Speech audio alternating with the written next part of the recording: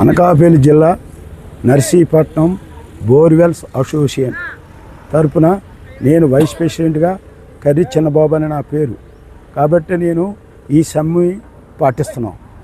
కారణం ఎందుకు సమ్మె చేస్తున్నారంటే కారణం మాకు గతంలో బోర్ వేస్తే 25,000 30,000 అయ్యేది.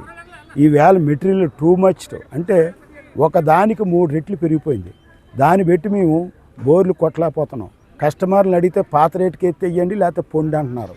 మమ్మల్ని నమ్ముకొనున్న డీలర్లు హెల్పర్లు చాలా ఇబ్బందులు పెడుతున్నాం. మేము ఈ ఫైనాన్షియల్ కట్టుకోక నానా బాధలు పడుతున్నాం.